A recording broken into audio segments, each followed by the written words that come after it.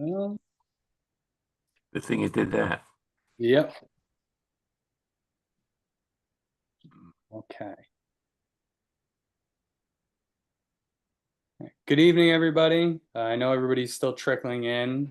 Thank you for attending. I'd like to thank our editor-in-chief, Dr. Paul Feuerstein, for hosting. And I would like to also thank Dr. Bruce Smoler for taking his time to present. And I will be monitoring this. Please use the Q&A box for any questions you have, which will be used in the Q&A at the end of the presentation. You can find it down at the bottom, Q&A with a little question mark. Can't miss it. Type your questions in there. And again, thank you for attending. And I will turn it over to Dr. Paul Feuerstein. Well, hello, everybody. Good evening, good morning, wherever you are. I'm Paul Feuerstein, editor-in-chief of Dentistry today, and I'm really thrilled to be here with my new great friend, Bruce Smoler, Dr. Bruce Smoler. Usually we do a bio, but I don't have enough time, Bruce. I'm sorry. Your CV is ridiculous. First of all, if you want to know about Bruce, it's very easy. Go to Google. You type in Dr. Bruce Smoler. That's S-M-O-L-E-R. You can see it right behind his head there. Or you can go to Smoler Smiles. You can see it right behind there, smolersmiles.com, and learn everything about him, everything he lets you learn about him. So, you'll find out he's been in so many different journeys. Dentistry is primary, but he's a man of all. He's a Swiss Army knife. Let's just say that for now. One thing I really want to say is Bruce did get a very fabulous honor. Excuse me. He's a fellow of the ICOI, which is the International Congress of Implantology, and that's kind of a big deal. So congratulations on that, Bruce. So bear with me. So tonight, you should know that he practices in the greater Detroit area. And I was thinking about this webinar, and I thought, you know what? Why don't we just talk about this? Why don't we describe the differences between Detroit pizza, Chicago pizza, and New Haven pizza? And when I was talking to Bruce about it, he says, hang on, man. I'm training for a triathlon and an Ironman. I can't have pizza right now. So I suppose we're going to have to talk about robotic guided implant surgery and Bruce's big quest of making dentures obsolete. So Bruce, what do you have to say about that? I was a little worried with that intro, given what I know about you. But I'm just thrilled to be here. You know, it's always good to have a platform to kind of showcase what we do, how we do it. And as a second generation dentist, it's really a privilege. It's an honor to be able to help others live better. And whether it's not patients directly or people I mentor or people who I help along the journey. And really, that's how life is. You know, as it's been said to me, the biggest room in the world is the room for improvement. And you take that to heart and always look ahead, forget who's chasing me from behind. And it's just a real nice way to keep life in balance. And I'm just thrilled to be here. That's great. So for those of you who came in late a little bit, just below right here somewhere on the screen, it says Q&A. So as Bruce is going through the webinar, you can type in some questions. He can't respond immediately. I might give some answers or just cue him later on. So at the end, we'll sit back here and have a little chat of all the questions that you may or may not have, and you can keep asking away. One thing about, everyone keeps asking about CE. You will get a CE certificate sent to you. It doesn't come from Dentistry today. It comes from something called Certifier, and don't worry about that. I think we should get going here. Great.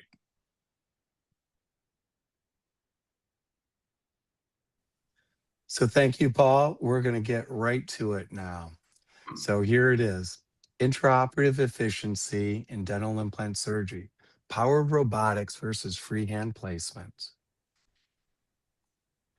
Hello, everyone. I'm Dr. Bruce Smoler, a second-generation dentist here in Westland, Michigan, located outside of Detroit, halfway between Detroit and Ann Arbor. I'm the founder of Smoler Smiles. Our mentorship program is called the Smoler Institute of Implant Dentistry. I have been in practice placing implants for over 30 years. I've been a robotic implant surgeon for over 4 years. We're going to talk about the Yomi, what it is, some studies that sort of prompted this whole webinar. We're going to compare different types of treatment, freehand guides, but what type of guides? And we have, interestingly enough, a tale of two cases.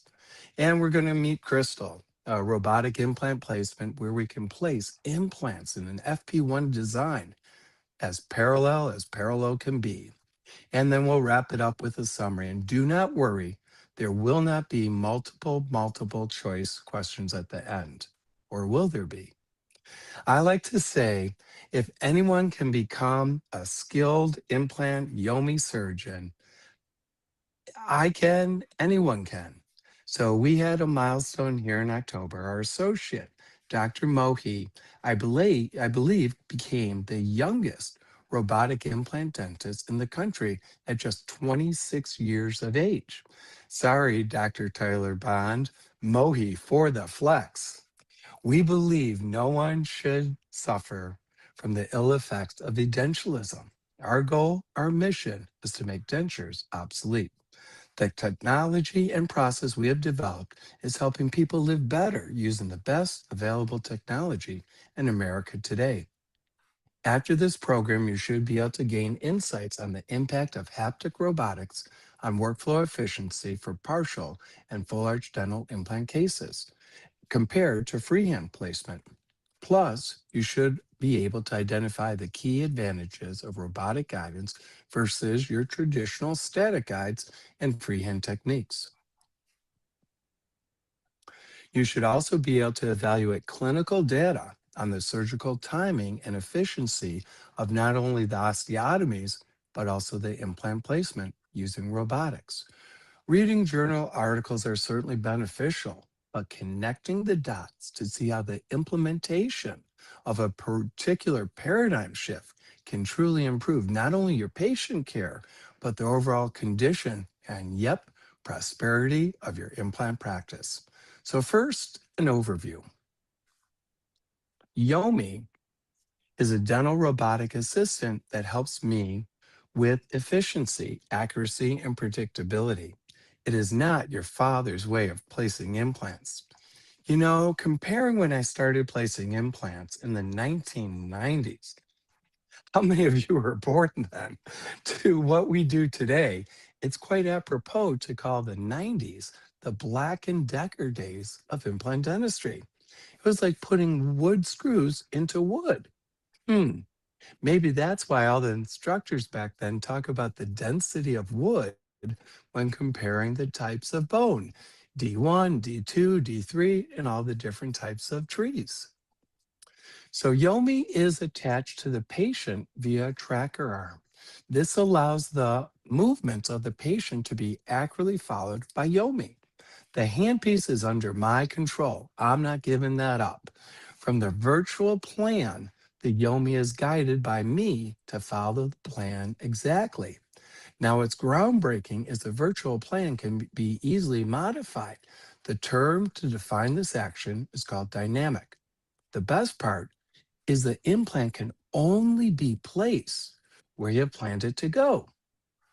There is a physical limitation of the movement of the handpiece by the software to prevent any deviation from the virtual plan. This is the term haptic. You know, when you're driving a car with lane assist and the vibration of the steering wheel or the vibration in your butt in the car seat, that's all an example of haptic feedback. You feel and sense something. This is the Yomi. This is why the Yomi is the most accurate, precise way to place implants in America today. You know, I didn't know much about the Yomi 5 years ago.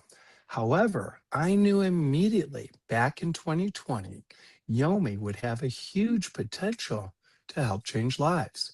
Sure, not everyone was on board with my decision to buy a robot during COVID, but you know, either go big or go home. But frankly, I was just blown away with the technology and the ability to change lives. So when my wife said, who in the right mind buys a robot in the middle of a global pandemic? I raised my hand. I said, well, that would be me, because it was a transformational way to help people live better with robotics. And we developed the most unique and novel way to do that. We spent years developing protocol to help make dentures obsolete. I originally chose robotics over guides and freehand because they had a more predictable patient outcome.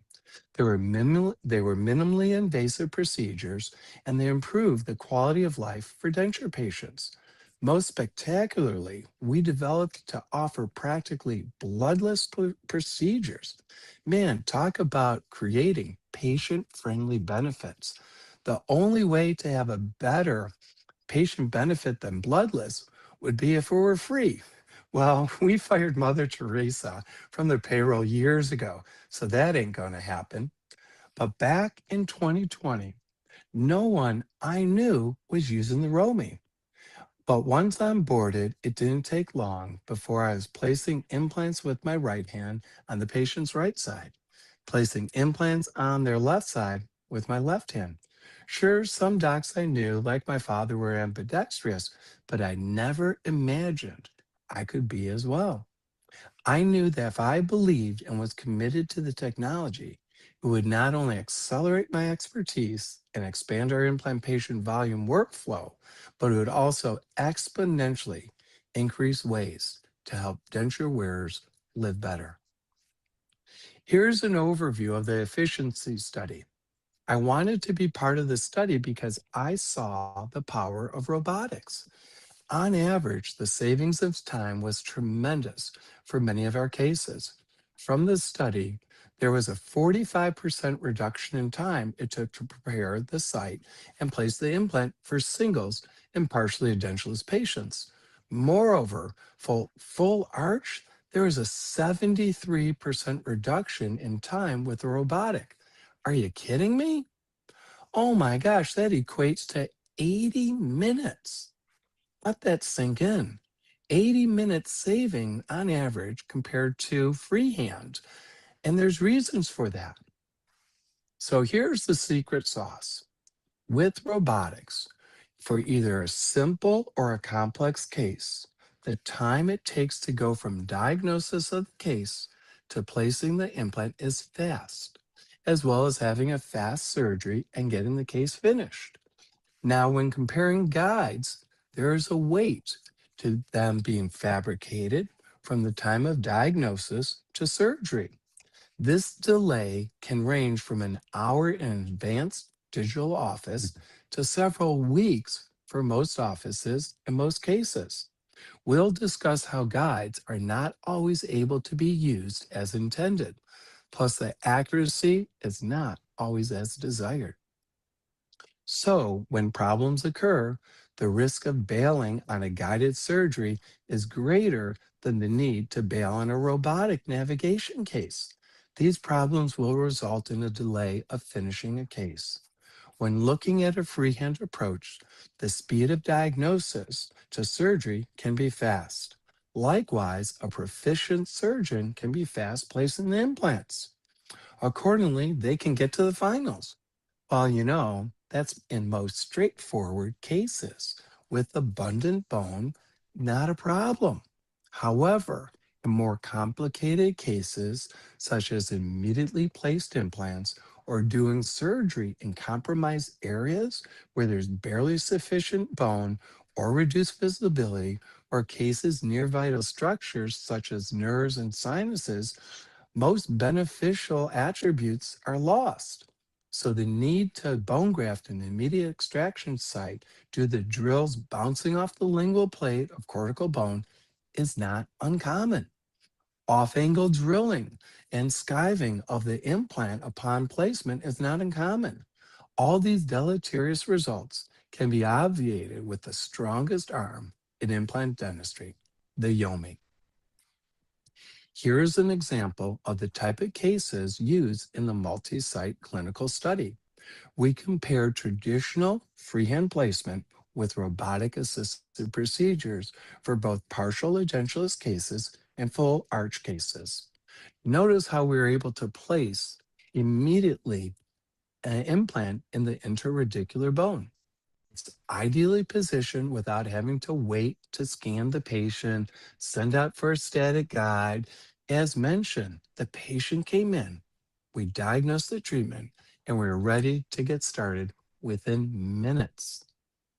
The patient was so thrilled she got what she came for. Now, we compared the precision and efficiency of a full arch robotic surgery to a free-handed full arch surgery. Hands down, pun intended, the robotic surgery was a lot more predictable, less invasive, and a higher level of patient comfort. The study showed the ability to reduce implant drilling times and placement was by 73%. But wait, there's more. Not only did the study show how robotics significantly reduce osteotomy and implantation times, but it also improved workflow efficiency while maintaining high accuracy and high precision. When I was doing surgeries freehand, I had to take multiple x-rays to verify the drill locations. Now we do not have to stop to verify drill positioning or implant location during surgery. Plus, how many times did you change the implant size when doing a surgery? Or the angulation of the implant change from your original plan and to swap out components? All of these additional steps increase surgical time and decrease workflow efficiencies. The net result is we can perform implant surgeries with fewer disruptions to our workflow. I want to make sure everyone can gain some insights on how robotic systems can be integrated into a GP workflow to improve precision, reduce chair time, and enhance patient outcomes. Looking past the study, robotic haptic guided implant placement will improve your practice and significantly improve the patient experience for the following reasons. It's minimally invasive. It expands your team approach. Everything about the Yomi workflow is designed to drive operatory efficiency. It's of note to say most people do not know what they do not know. Having an open mind becomes central to accepting a new paradigm of robotic implant placement. Increased efficiency is possible by driving down treatment times and reducing the time to provide the service to almost instantaneously. This was the example of threading the needle on that molar implant case I just showed, where he placed it between the mesial and the distal root. A more accurate and precise drill sequence will limit post-op complications due to improved placement compared to off-axis drilling when you're freehand, which tends to expand the osteotomy, which can have some deleterious effects on outcomes. Most implant surgeons have experienced the less than ideal situation when an implant skids off the cortical bone and deflects into an unplanned position. Increased efficiency is also possible by reducing flap elevation, leading to less post-op discomfort. Many of these robotic guided surgeries can be done flapless, leading to a virtually bloodless procedure. Once again, this saves time and drives efficiency if you don't even have to place sutures. Plus, the digital plan is created in the Yomi workstation. You can also upload any STL files of your planned post-op design, as well as importing photogrammetry information. I mean, how easy is that? There are options today for your patient's implant services. One thing to keep in mind, the internet and social media are great voting machines. Patients are indeed looking for the most comfortable, predictable, and effective treatment available. Robotic offices are in front, attracting the early adopter patient. Us Yomites have a clear advantage in attracting patients seeking the highest level of care and technology. Conventionally speaking, there are four options to place implants: freehand, guided, navigation, and robotic. There are benefits to each option. A knowledgeable clinician should have at least a very cursory idea of these modalities. So let's dig a little bit deeper. Here's a skinny on the 3 non-robotic surgical placement options: freehand, static, and navigation. Freehand is what has been done traditionally. There are no guides to fabricate, and the surgery can be done same day as when a patient shows up. So the speed from diagnosis to surgery, as we were talking, is fast. However, the level of care and precision is highly operator dependent. Most freehand surgeries are more invasive surgeries due to the reflection needed to visualize the bone or vital structures. The ability to have precision and accuracy is highly operator dependent. Static guides are what most docs use in this country. Printed with sleeves, either in office or from a lab. These are teeth borne and can be bone borne as well. Stackable guides are advanced static guides with layers or interconnected parts which allow for more control of the full arch process. Now, navigation is a dynamic system which can be performed same day. There's the ability to use a digital workflow with intraoperative changes. However, the results can be highly variable due to not having any haptic guidance. And once again, haptic guidance is that feedback you get. Plus, there can be some latency between the drilling and tracking of the surgery. Now, robotic guidance in this country is only offered by the YOMI by Neosys. It consists of not only a dynamic approach, meaning the virtual plan can be changed intraoperatively, meaning during the surgery, but it's haptic as well. Haptic robotic guidance is a whole new level of precision and accuracy. Haptic robotic guidance gives the surgeon feedback. It is a wild concept to only being able to place an implant to the exact digital plan. You are literally unable to veer away from the digital plan. With other systems, you physically can have an oopsie moment. The non robotic options can have an osteotomy placed too deep or off axis or in an unplanned manner. The Yomi is the only haptic guided implant device on the market today. It is precision control at its finest. Freehand placement proficiency is mandatory to be able to provide a high level care with freehand. A recent study compared the outcomes of robotic, guided, and freehand implant surgeries. Freehand implant surgeries can actually be the least accurate and precise option when comparing prosthetic and surgical outcomes. And the reason for this is simple. There's such a huge variation between the people using the freehand drills. The sequence, as well as the position and osteotomy location, can vary from the intended location. So you have to think about it, the angular deviation, where it's side to side, as well as the fact that it's a three-dimensional placement, the X, the Y, and the Z axis. And all of those things have to be controlled at once.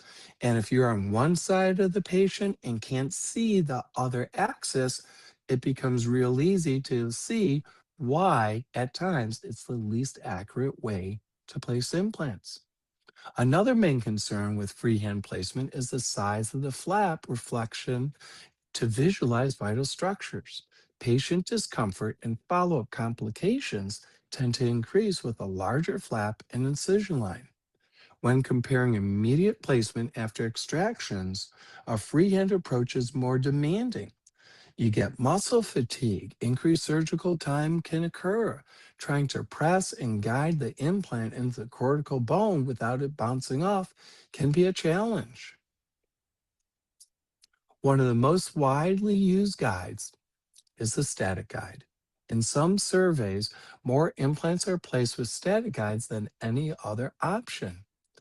These do tend to be more accurate than freehand in many cases. However, Here's some drawbacks. There's that time it takes to create the guide, which can vary from an hour at the absolute soonest in advanced digital offices, but more likely it may take days or weeks. There can be an added cost to the treatment, especially at lower volume offices with an outside lab fabricating the guides. Many advanced clinicians do not want to leave a critical aspect of the surgery, which is basically designing the guides, to chance. They do not want to lose that control when outside labs are the ones designing and fabricating these guides. The accuracy of the guide is also dependent on several factors. What I like to say, who's guiding the guide? A tech with limited knowledge of prosthetics or the surgical protocol? If the teeth holding the guide in place are not stable, fewer options are possible with a basic static guide. Older designs were not as effective with allowing for abundant coolant and irrigation visibility. So it was really tough to see and understand what was going on at the surgical site. Based upon the system used, there can be more inaccuracy in the design of the guide, especially if you're doing immediate placement with the design and you have to guess where you want the implant placed relative to the bony margins, meaning you've got to reduce bone, and sometimes that bone is planned for, or if you have an extraction. So not all extractions are atraumatic. And if you have designed a guide based upon the tooth removal, and at times there's more bone removed than anticipated. Ask me how I know. So now we talk about stackable guides, which have been the workhorse for many full arch offices. And there's several brands on the market like Chrome, NDX, and Sequence, and a host of others are in the marketplace. The problems is that there's a lot going on. And when you start looking, there's parts, there's pieces, there's layers, there's stacks to keep track of. And sure, once proficient with 3 pieces or more, it can become routine. However, think about this. The more steps and layers, there can be more induced errors. If one layer doesn't fit precisely onto the next, it gets compounded. And as you go further and further away from where the implant is into the bone, there's a greater risk of higher deviation errors. Plus, when paying for teeth, along with a stackable guide, there's the potential for problems which makes the pre-made teeth not as accurate or simple as desired. Then there are the oops moments. For anyone who's used static guides as well as stackable guides, they know there are several complications which can occur. Plus, when there are bone level guides, there's an algorithm to help simulate the bone density. The bottom line, errors can happen, and when it does, it can make your day excessively long and problematic. Yep, sadly, these errors can happen more than the industry would like to admit. Basically, who's guiding the guide? Look what happens. For some stackable guides, there are more steps to get the bone-based guide to seat. And if you're designing in a certain way, the designer has to be very aware of the surgical limitations. Where if you have to reflect so high up that you can't even get the guide in place, I mean, like I said, who's guiding the guide? Fitting these stabilizing pins in a place can be difficult. Putting the stacks in place after the bone reduction can be challenging as well. Typically, there are more, these types of guides, there are more, not less, flap elevation. As we all know, the manipulation of tissue can be a direct determinant of how much discomfort, swelling, and bruising to anticipate. But overwhelmingly, for offices using more than 5 to 8 stackable guides a month, the cost of leveling up to using a Yomi is quite literally a no-brainer. The lab fee for all those guides can be way more than a monthly fee for a Yomi. With any static guide for single teeth or full arch, the one most important caveat is how the mouth looks once the teeth are removed. Does the treatment plan change? Does the virtual implant placement need to be adjusted or modified due to removing supporting bone from an extraction site where you're planning on placing an implant? What's you going to do then? Here was my case from years ago for a stackable guide. The anterior teeth were extracted and the facial bone was only partially intact. At the time, our lab was responsible for going over the virtual plan, but at the time of surgery, we had to improvise, rendering the guide barely salvageable. Benefits of robotics in dental procedures. Efficiency, shorten procedure times through automation.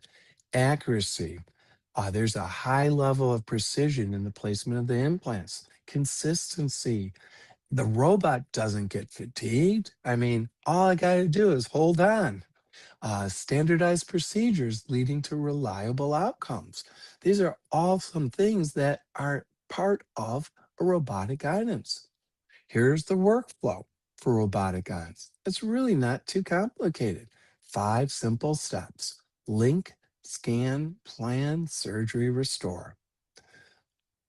And most of these steps can be delegated to your robotic team.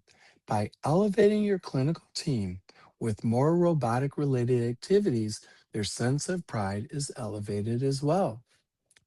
For workflow improvements, remember one mantra: slow is smooth and smooth is fast. With the robotics, you can streamline procedures. It aids in optimizing the surgical workflows. It's consistent. These are the things you do each time, every time. Enhanced protocols can reduce errors. You learn the system and you don't veer from the system, and so you actually have reduced errors. The virtual planning is centralized in the Yomi plan. The software is very intuitive. Plus, Neosis, the Yomi folks, is a company run by a bunch of tech nerds and biomedical engineers. How great is that? This means that service, the robot performance, future upgrades, and soon to be revealed upgrades and developments are central to their core beliefs. Don't be like Sisyphus. You do not need to make it any harder or more complicated than it should be. So, by empowering your team, they have all got a hand in making the clinical workflow fit your existing system very easily. If you've got a team that knows how an intraoral scanner works, the Yomi is right up their alley. And for us, the Yomi is the centerpiece of our office. We tend to celebrate our wins. This helps the team adopt the new workflow and systems to make implementing a new technology easy. For my time to be reduced as much as possible, strategies were put in place to help the team level up their game. The ability to control almost all aspects of implant navigation, this is truly the most remarkable piece of technology in the dental world as we know it. Here's the big nugget of tonight's program. Get ready, here it comes. One surgery is going to be the traditional technique where it's a full thickness flap is raised. The palatal tissue is sutured out of the way, and then you can begin your surgery. If it includes transsinus implants, many clinicians will open up the sinus and make sure the implant is placed where desired. The other surgery will be a little bit more unique, and you'll have to kind of think outside the box. Here's a traditional surgery. Many docs are aware of what full mouth implant reconstruction typically consists of. With a freehand or stackable approach, it can be pretty invasive. Cutting the gums with or without bone leveling, tying back the tissue for direct visualization, taking care of any bleeders in the tissue or the bone, the need to locate the various vital structures, drawing on bone with a pencil to help highlight the anatomy. Plus, oh, how many x-rays do you need to take before you know where you put your implant, if it's deep enough or not into the sinus. These are the steps that the reason a freehand approach is so much more involved. It can take the surgical time for most, if not all, of the full arch traditional surgeries. It's really more involved. So let's take a step back, reimagine treatment, highlighting our trademark process, what we call the Smoler Express for denture wearers. So here's Michelle. Minimal bone is present on her upper, making it more involved surgery to place transsinus implants up to the piriform rim. Plus, with barely adequate bone on the lower, it may make treatment more challenging for most clinicians. Well, nowadays, all I simply say is, hold my beer. Imagine if you could treatment plan a designer case to be like this. That looks pretty nice. Develop solid initial implant stability, have adequate AP spread, allow a unique way for denture wearers to ditch their dentures with a unique protocol. Here she is, right before surgery. It has taken us years to perfect all aspects of the denture wearers process to allow us to help so many denture wearers change their lives. Some say you need to see it to believe it. Well, with robotics, you need to believe it to see it. I believe this is right after Michelle's surgery. 5 implants, 5 MUAs, and she's ready for the digital workflow. Here's her lower arch, right after her surgery with the white caps in place for the tissue scan. Many colleagues are blown away with the process we developed to help denture wearers live better. In the time it takes most surgeons to suture a full arch flap closed, we have already finished a full arch of surgery. And in some cases, even a dual arch is completed in less time than it takes to close a full flap of surgery. So, the trademark program we developed, called the Smoler Express for denture wearers, is transformational for everyone involved. It's taken us years to fine tune all aspects of this program to help as many denture wearers as possible live better.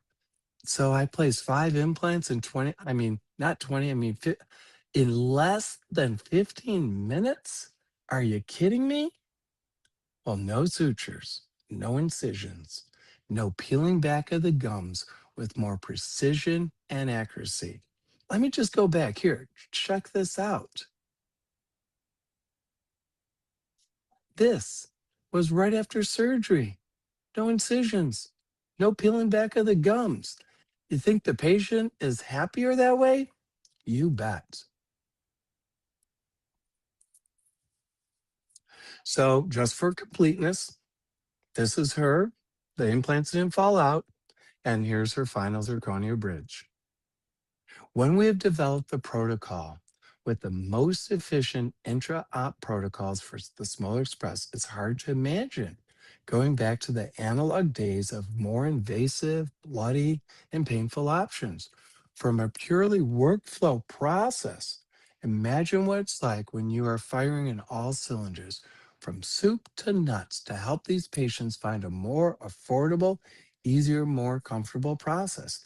And to be able to provide this service in less time than it takes to place sutures, I'm sold. So let's meet Roger. To me, it's mind blowing. There are more denture wearers in this country than people who live in Canada. Just look at what we were able to do for him. And remember, no incisions, more precisions, no suture, and more accuracy. As we ask our patients, why glue it when you can screw it? So far, we have eradicated hundreds of years of dentalism. We keep track of it. How long our patients have been suffering with dentures for how many years? And we're making all those years of denture wearing go away. Let's walk through a clinically fully dentate lower FP1 case. Lots of issues on her lower jaw. We wanted to have a nice FP1 design and a nice result. Minimal bone loss and ideally as parallel as practical given the areas of concern. The bombed out sections on her lower left as well as the lower right. Digital breadcrumbs were placed, teeth out, level some of the bone where needed, attach the Yomi link bone. This is what connects the patient to the robot.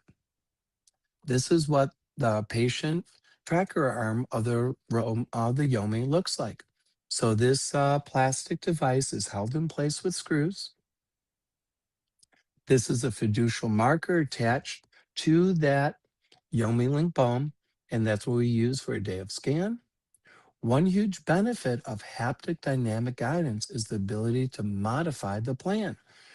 We can automatically set the implants up as parallel to each other as possible. The computer does that.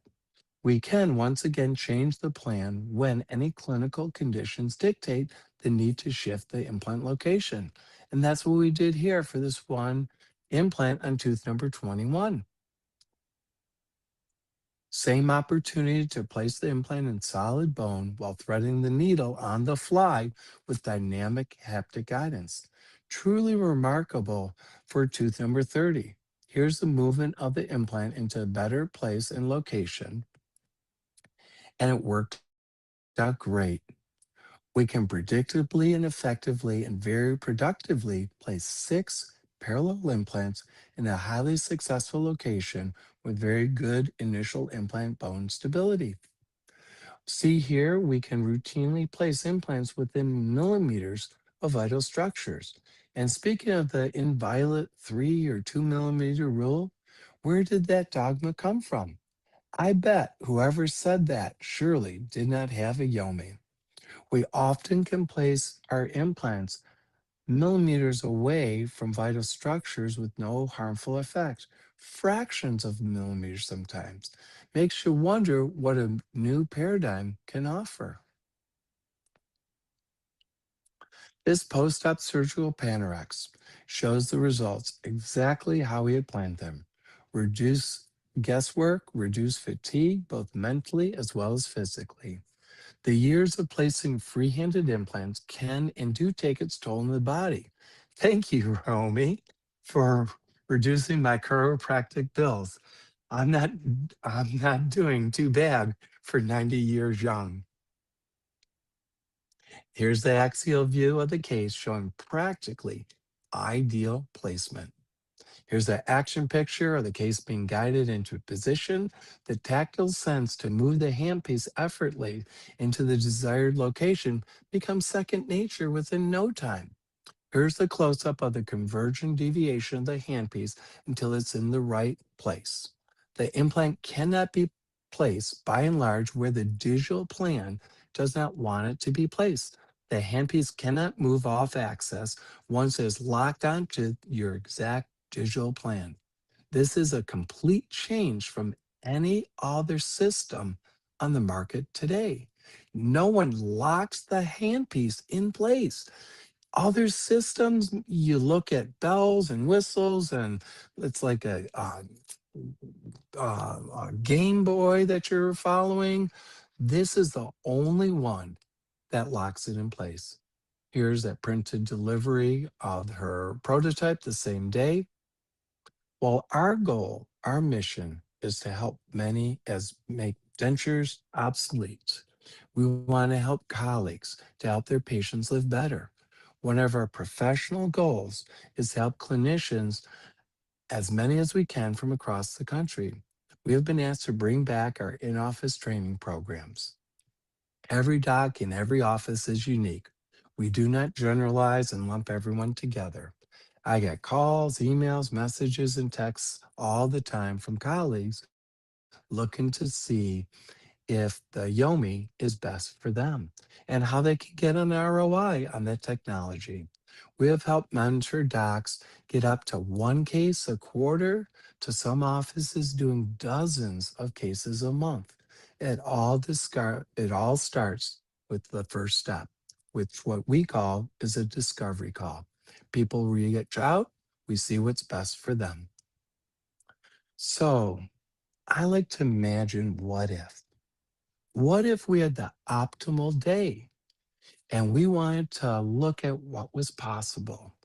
Well, let me tell you, this day happened to us on October 17th, 2020. 2022, rather. Here's what happened. We had a husband and wife drive in from Fort Wayne, Indiana, about, I forget, 5.5, 6 hours away. Well, they showed up at 8 o'clock. They spent 2.5 hours with my sales team. I came in and blessed the case, and the wife asked, "How soon can you get started?" We drove in from Fort Wayne, Indiana. So the saying we use in the office is the speed and delivery of goods and services should be as close to instantaneous as possible. So we added not one or two arches, but 4 arches to a schedule that already had 17 existing patients. We started at 10:30 in the morning.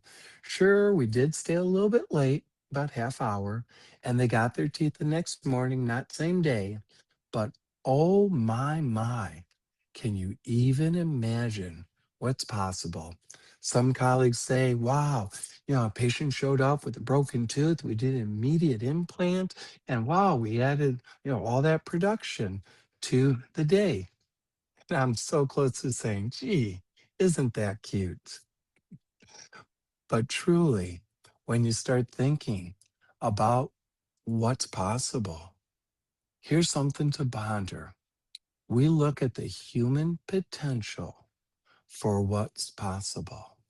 If I can do an arch in about 17 minutes, give or take, and an upper and lower, oh my, what truly is possible? How many arches in the morning, in the afternoon?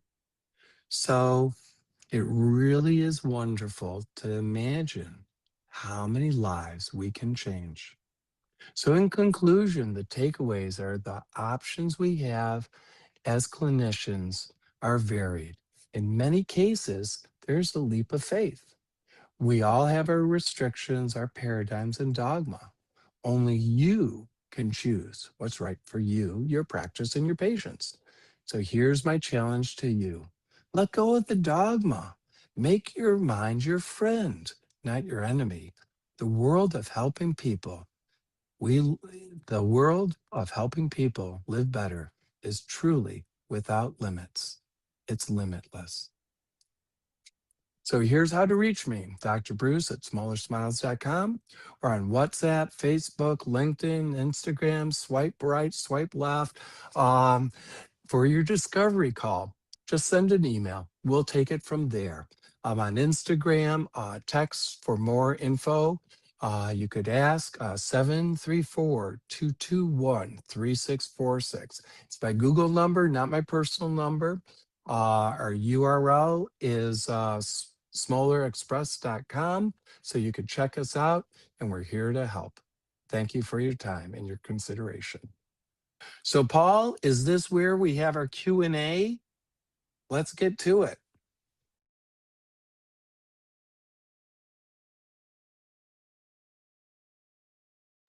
Here I come. I can hear me. Can we hear me? Can we see me too? I think we can. Here we go. Here we go. We gotta. Well, I'm, as you said, blown away here. This is really something else. I have to kind of smirk. Oh, I have to close something out here. Let's see. Oh, I got a question. I have a question. There was a question early on. I want to say it was 15 minutes in, and I'm going to sit here smirking right now. It says, "I've been doing freehand implants for a long time, and I can't believe you're faster." And if you would hold that question for even 20 more minutes, you wouldn't have had to ask that question.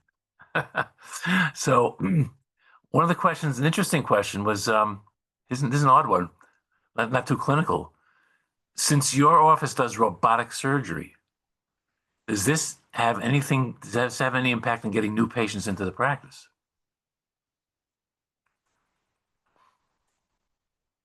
We've got to unmute you.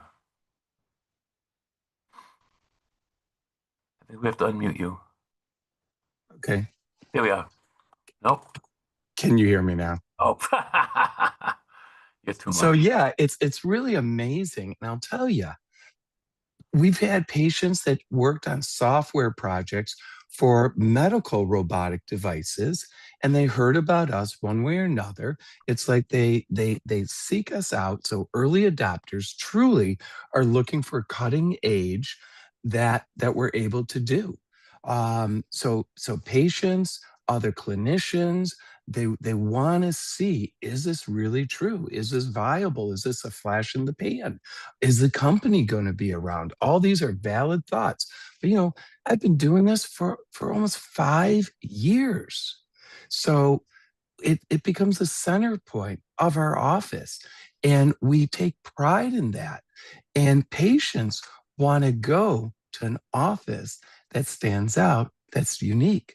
And you hear patients, I love it when I'm at the grocery store or just, with the hired help, and you hear other people talk about, well, let me tell you about my dentist. He does this, he does that. She's got this, she's got that.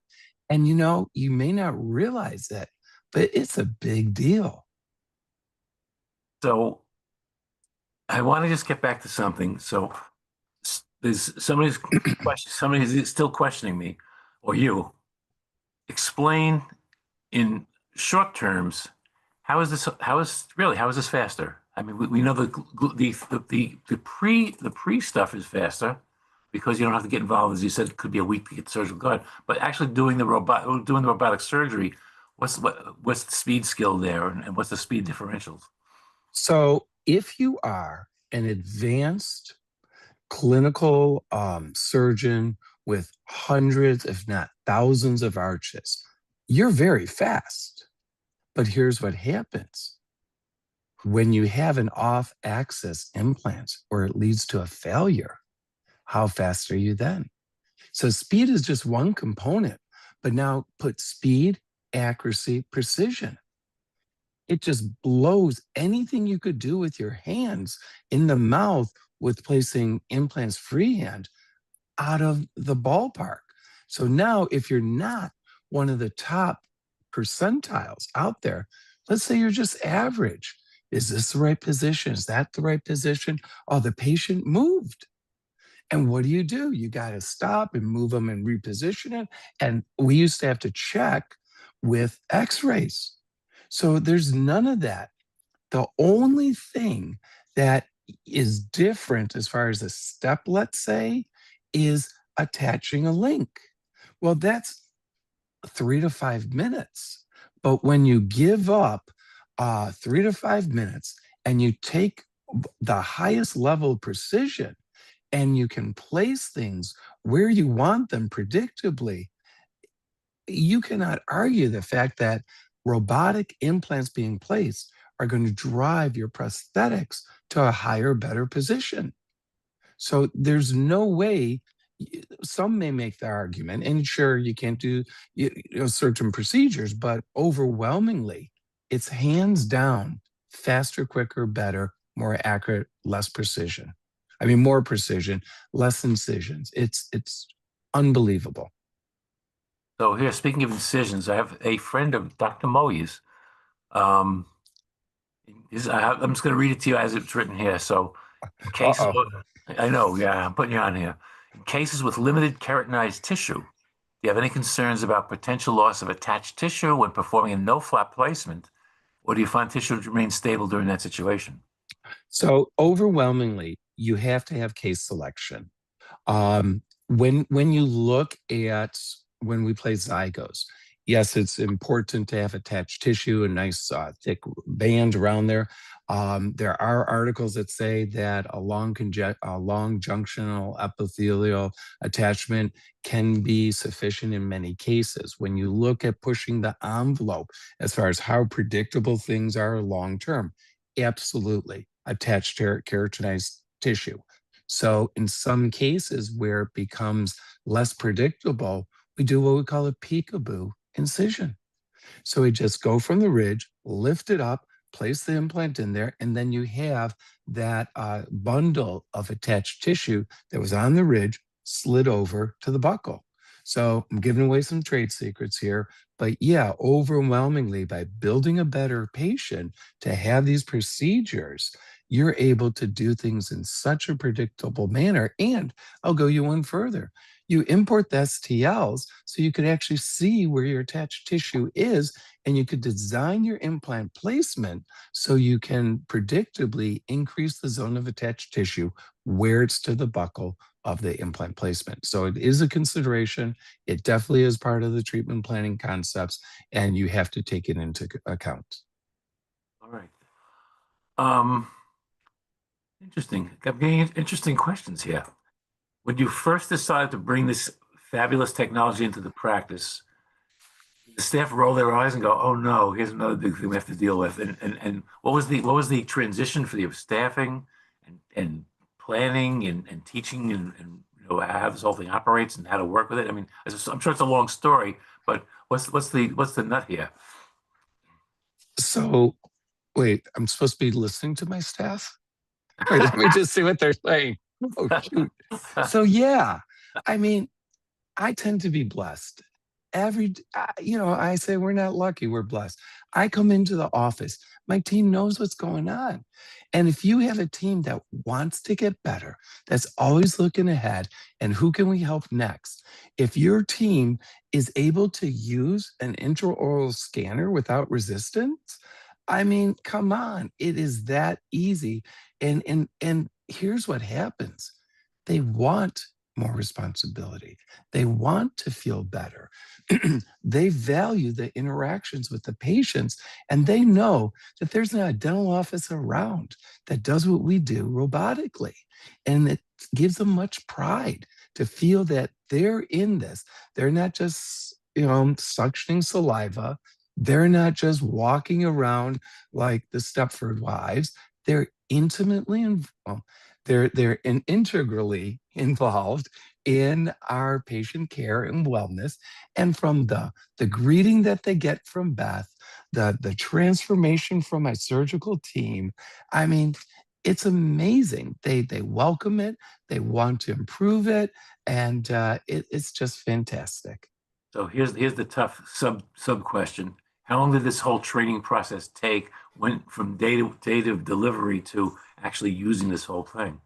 You had to learn things yourself. Yeah, so I was a little bit, well, there's a couple of adjectives that come to mind, but I promised someone I'd keep this professional. I thought we're going to jump right in from putting a couple of implants in, singles, onesies, and twosies, and my afternoon was set up with full arch. And they said, "What the hell? You don't even know how to place it." I said, "What's the difference between 4 single implants on 4 different people or 4 implants on 1 person?" Well, there's a little bit more to it. So I tend to, my cycle of action tends to be ready, fire, aim. So I do tend to get ahead of myself over my skis. Um, so I do have to like cool my jets and wooza. But I would say within, you know, 45 days, we're getting better and better. And here's the other factor: the technology has improved tremendously. And literally, it's like a ballet, a symphony, where you just get into simpatico with how you're going to do it. You know exactly the positions, and boom, boom, boom, boom, boom, boom, to place 4 implants in an edentulous patient in 12 minutes. Not that it's a race, but being effective and efficient. It blows the mind. This is more of I think it's more of a general implant question, but I'll ask you anyway. Somebody wants to know, is there any issue with a patient with osteopenia or osteoporosis in this system versus any other implant system? I mean, is that No. I mean, if you really think about it, from what I remember with my training, osteopenia, osteoporosis affects long bones, your back, your legs. We're talking about a different type of formative developmental bone. So you do not necessarily have the same type of genetic or organ issue, systemic problem in the jaw that you have elsewhere. So this is non-denominational.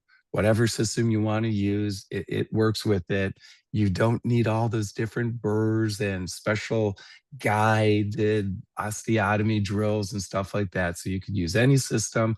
If it works in one patient's mouth, freehand, it'll work with the Yomi. So Yomi doesn't care your religion, what implants you like or don't like. It's a big tent. It takes all comers.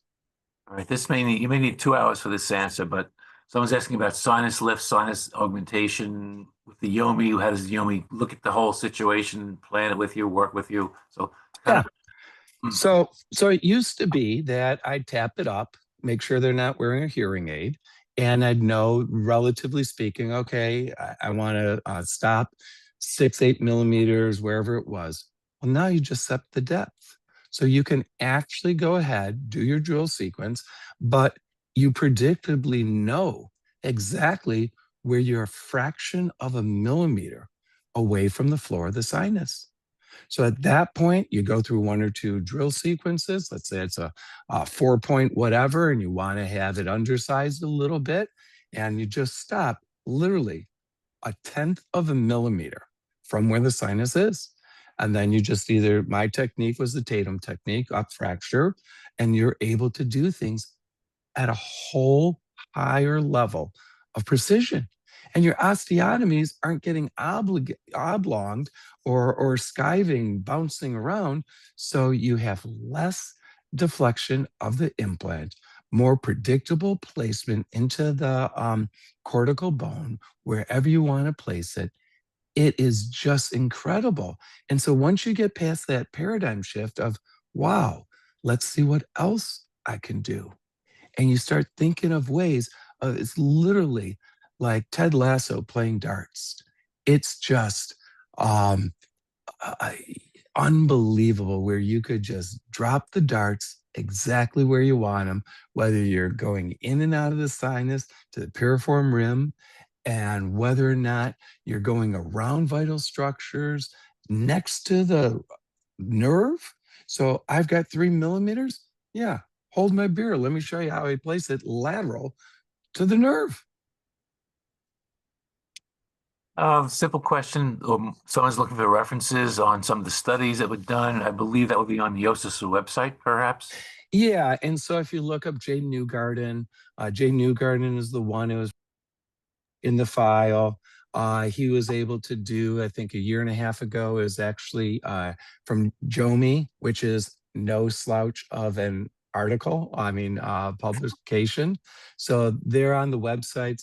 Hit me up, just send me a message. I've done a couple. There's plenty that are out there that talk about the efficacy, comparisons, larger studies, not just the one that was highlighted in your magazine, which was 4 multi-center locations talking about the speed and the intraop efficiencies, but there are plenty. We're after 9 o'clock, at least Eastern time here. So, there's still a few odds and ends questions. So how do they get in touch with you, Bruce, directly? Ask the question.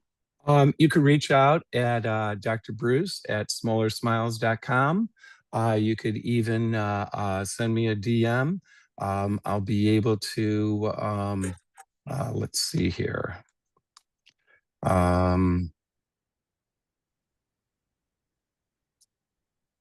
As far as sending me a text message to my Google voice number, that's real easy. It is 734-221-3646. SmolerExpress.com.